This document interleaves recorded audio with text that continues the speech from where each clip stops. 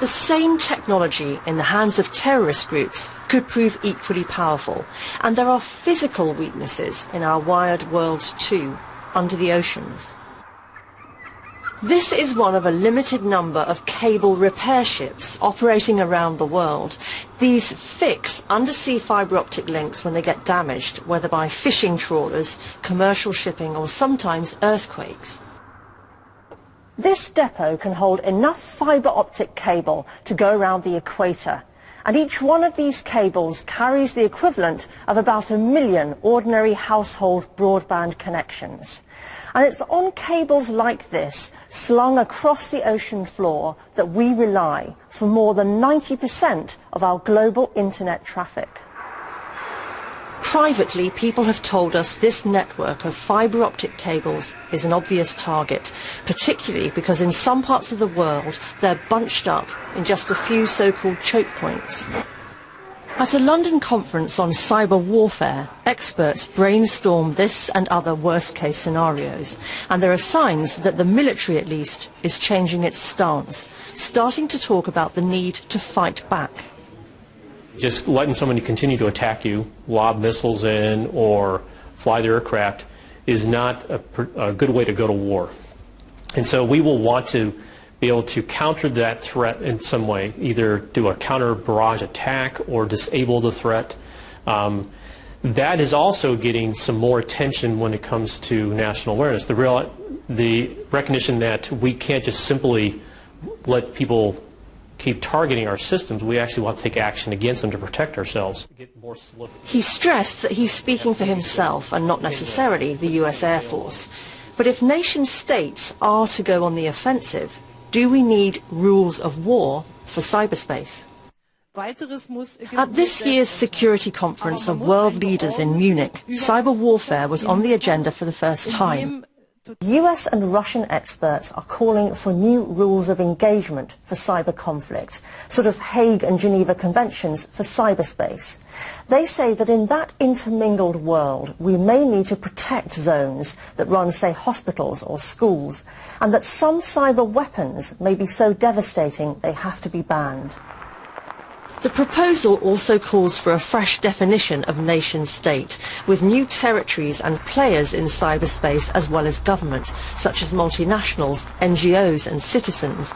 It says that ambiguity about what constitutes cyber conflict is delaying international policy to deal with it, and that perhaps the idea of peace or war is too simple in the internet age, when the world could find itself in a third, other than war mode.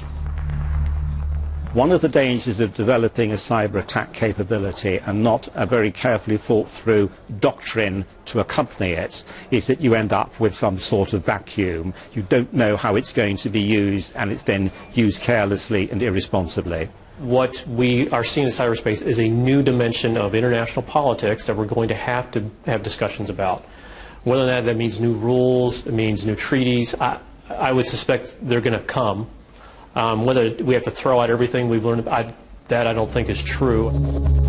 Almost every day now there are reports of cyber incidents, but are notions of all-out cyber war misplaced? There's quite a lot in it, but they're also extensively hyped.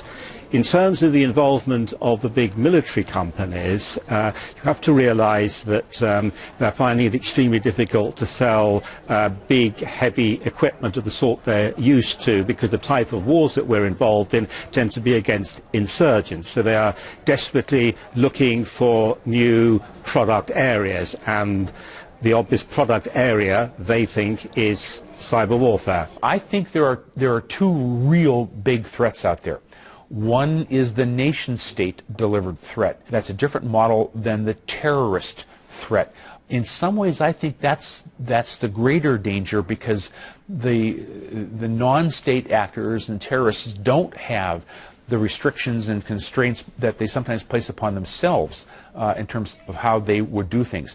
As our societal use of and dependence on cyberspace increases, it automatically increases the vulnerabilities. And frankly, we may just be lucky that no one has literally yet acted on that, it could well happen. It's not hype.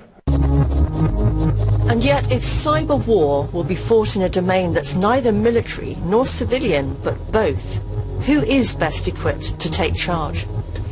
In many very important ways, you can't talk about this as either military or civil. It's a blended mixture of the two.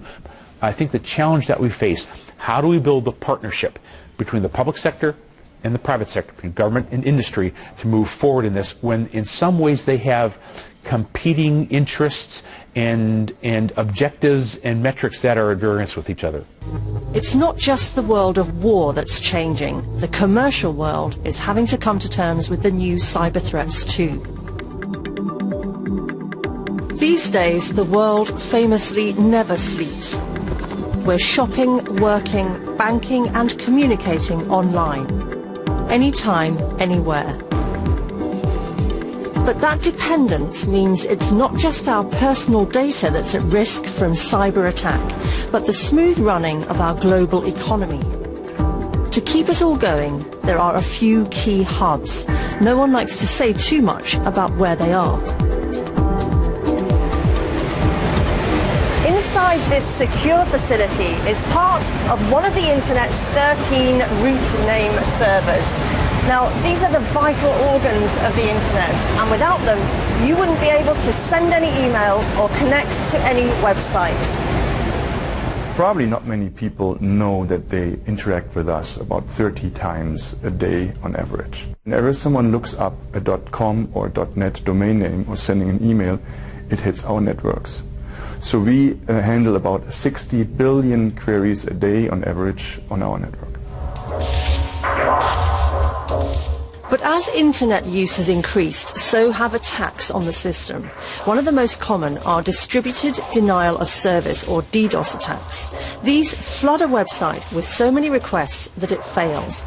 They're launched using a botnet, thousands of computers linked together in a giant network. The volume of data thrown at VeriSign's clients in each DDoS attack has increased roughly 100-fold in the last decade or so. At the moment, they're keeping ahead.